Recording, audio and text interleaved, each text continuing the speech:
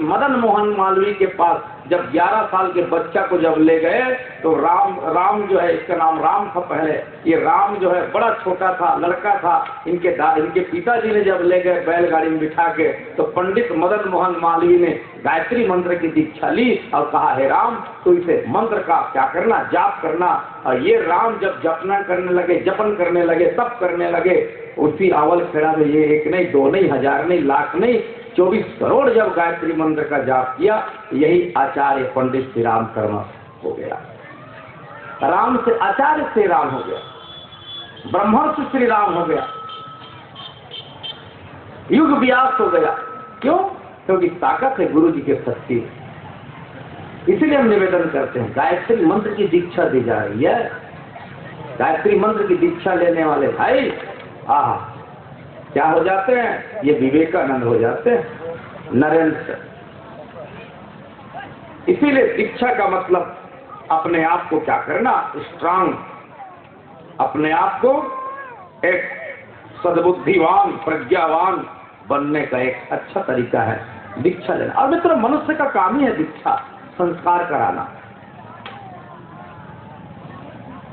लेकिन एक बात है, दीक्षा लेने का और बढ़िया अर्थ आप सुन लीजिए। जैसे आप यहाँ से बस में बैठते हैं आपके गांव में, सीनापाली में, और रायपुर चले जाते हैं, तो जैसे बस में बैठते हैं तो आपको सीट मिल जाती है, पैसा दे देते हैं, कंडक्टर को सीट मिल जाती है, सीट में आप आराम से बैठ जाते हैं।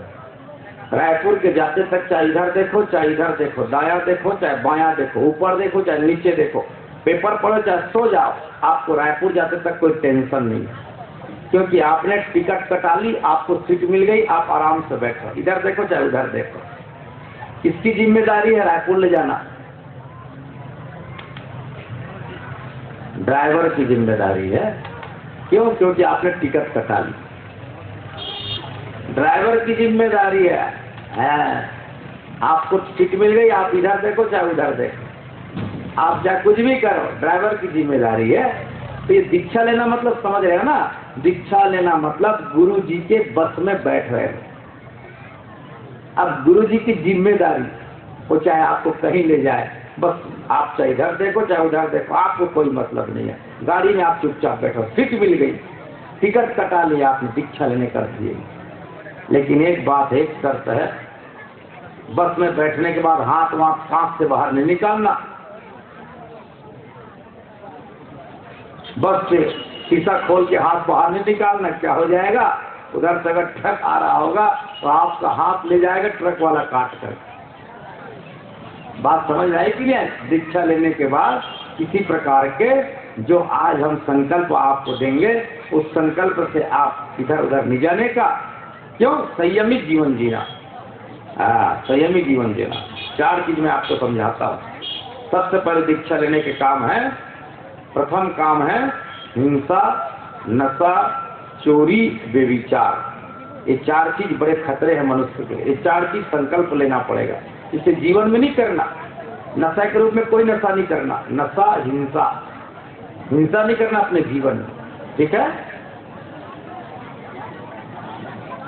और झूठ नहीं बोलने का जीवन में कभी, बेविचार नहीं करने का अपने जीवन में कभी। ये खोपड़ी खाली हो जाएगी जब 4 चीज छोड़ दोगे तो 4 चीज अपनाने का। क्या अपनाने का? उसे भी सुन लो। साधना, सबसे पहले साधना, दूसरा स्वाध्याय, तीसरा है संयम और चौथा है सेवा।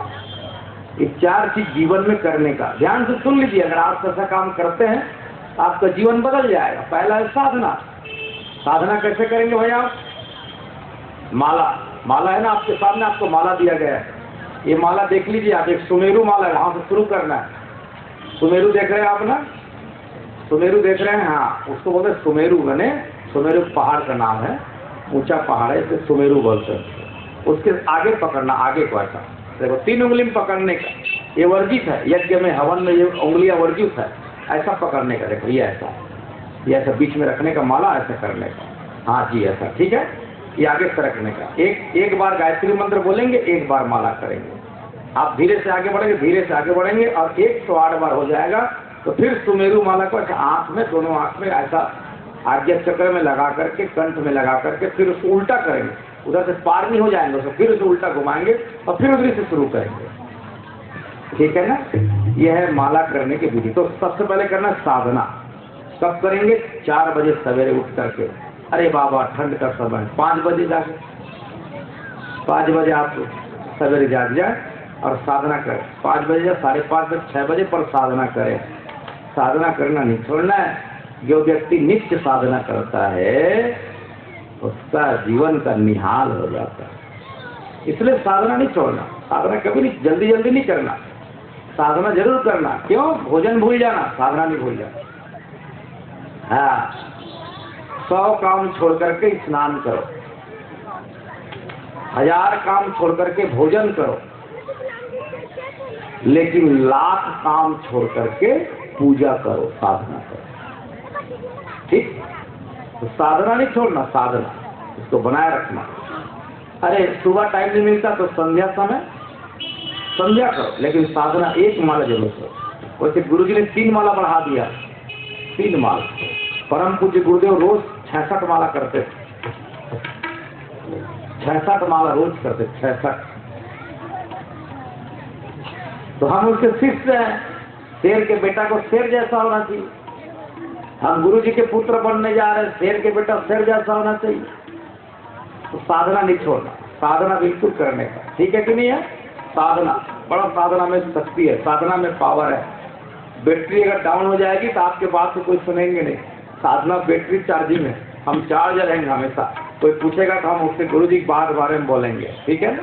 और दूसरी चीज ध्यान से सुनिए, साधना के बाद स्वाध्याय। देखिए पुस्तक है जीवन, ये गुरुदेव ने पुस्तक लिखी, ये पुस्तक भूलेंगे नहीं। सफल जीवन, हमारे जीवन दिशाधारा, सफल जीवन के दिशाधारा, ये हमारे पुस्तक साहित्य है। ये हमारे पूरे साहित्य में उपलब्ध है यहाँ पर। तो ये ऐसे पुस्तक पढ़े गुरुदेव के। हमारे 108 उपनिषद में से है और पावन प्रज्ञा पुराण की कथा भाग में 4 भागों में लिखी है। हमारे वैश्यत और विरासत, गुरु जी ने पहले 2 पुस्तक लिखी, नोट कर लीजिए। अगर आप यहाँ पढ़ना चाहते, जो नहीं पुस्तक नहीं पढ़े, जो भाई साहब नोट कर ले, ये पुस्तक जरूर पढ़े गुरुदेव के। सोम शाम के सहचर, युवा लोग जरूर पढ़े। गुरुदेव को हिमालय में क्या मिला? गुरुदेव लिखे हैं सोम शाम के सहचर, लिख ले। और दूसरा है हमारी वैश्यत और विरासत, ये 2 पुस्तक गुरुदेव लिखे। तो स्वाध्याय करेंगे आप लोग, स्वाध्याय नोट करते रहे ना। पहला क्या बोला? साधना, दूसरा स्वाध्याय और तीसरा संयम। संयम किसे कहते हैं? अब खर्चीला नहीं होना है, अब अर्थ का संयम, समय का संयम। अब धन ज्यादा खर्चा नहीं करना, बेफालतू धन खर्चा नहीं करना, सत्कर्म में लगाना है, सत्कार्य में लगाना है, भगवान के कार्य में लगाना है। समय संयम, कहीं भी इधर नहीं बैठना, कहीं इधर नहीं जाना। वाणी संयम, तो कहीं फालतू बात नहीं करना, ज्ञान की बातें करना। 2 टुक कोई बोले तो उसके अच्छा उत्तर दो, इसलिए वाणी पर संयम। ठीक है कि नहीं है? समय संयम, अर्थ संयम, ये सब इंद्रिय संयम, सबसे है इंद्रिय संयम। और इंद्रियों का भी हमें बनाए रखना है, इंद्रिय संयम बनाए रखना है, बेफालतू नहीं जीवन में। मैं कल आपसे निवेदन कर रहा था ना, हमारे इंद्रिय के कारण व्यक्ति क्या हो जाते हैं? फिसल जाते हैं, इंद्रिय से नष्ट हो जाते हैं लोग। इसलिए इंद्रिय संयम बनाए रखना, ये मैं निवेदन करता हूँ। ये है हमारा संयम। अंतिम है सेवा। सबसे पहले गुरु जी के कार्य की सेवा करो। देख रहे हो हमारे जवान लड़के लोग, भाई लोग, सब भाई भिड़े हुए, हमारे भैया लोग सब दौड़ दौड़ के कर रहे हैं। ये है गुरु जी की सेवा। गुरु जी की सेवा, फिर माता पिता की सेवा। बूढ़े माता पिता क्या करते हैं? जवान बेटा जब दिखता है तो उसका छाती फूलने लगता है, अब मेरा बेटा जवान हो जाए, सेवा करेगा। ऐसा माता पिता के छाती फूलने लगते हैं। इसलिए क्या करें? अपने माता पिता का जरूर सेवा करें, दादी दादा का सेवा करें। और कोई वृक्ष लगाए, वो भी एक सेवा है।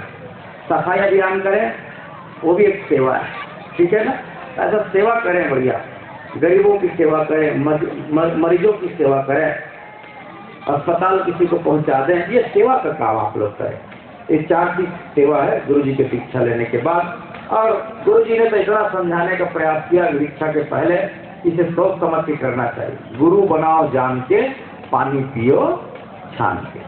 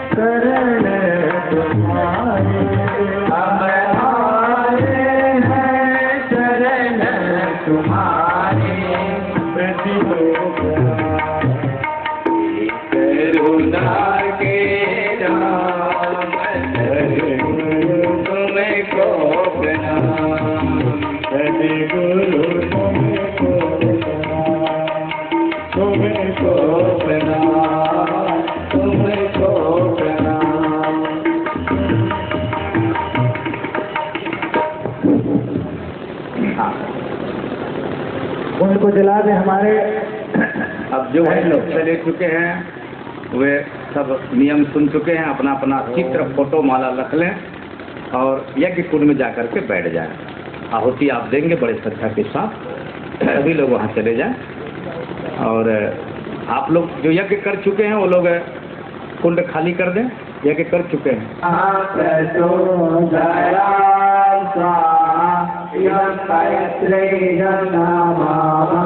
अब एक बार महामृत्युंजय मंत्र से आप सब लोग बड़े श्रद्धा के साथ आहुति देंगे। ओम त्र्यंबकं यजामहे सुगंधिं पुष्टिवर्धनं उर्वारुकमिव वन्दनान् मृत्योर्मुक्तियमाश्रिता स्वाहा इदं पावतुर्जय अब एक बार सूर्य भगवान के नाम से आहुति दें। ओम भास्कराय विद्महे दिवाकराय धीमहि तन्नः सूर्यः प्रचोदयात् स्वाहा इदं सूर्याय नमः। कुंड के बाहर एक चम्मच जल डालें, नमस्कार करें, प्रणाम और स्थान रिक्त कर दें। जो शेष बचे हैं वो भाई सभी लोग अंदर आ जाएं।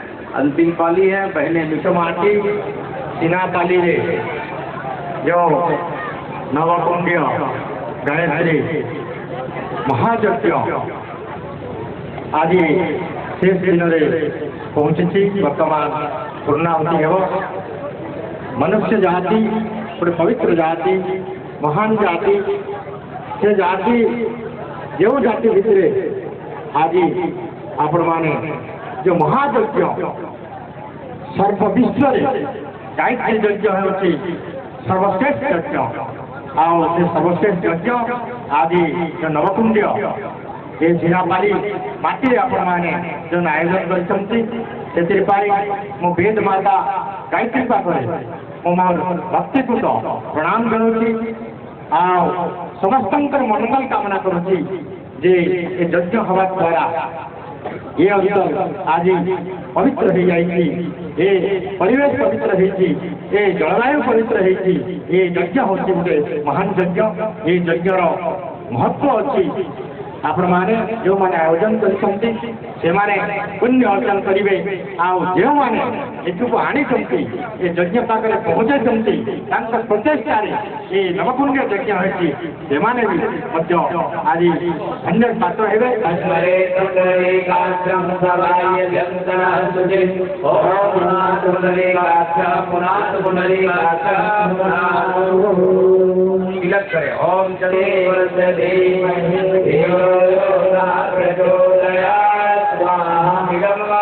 इदं नमः। ओम भूर्भुवस्सुर्वरेण्यं भर्गो देवस्य धीमहि धियो यो नः प्रचोदयात् स्वाहा इदं नमः। ओम भूर्भुवस्सुर्वरेण्यं भर्गो देवस्य धीमहि धियो यो नः प्रचोदयात् स्वाहा इदं पुष्टिवर्धनम् उर्वारुकमिव वन्दनान् मृत्योर्मुक्तियमाश्रिता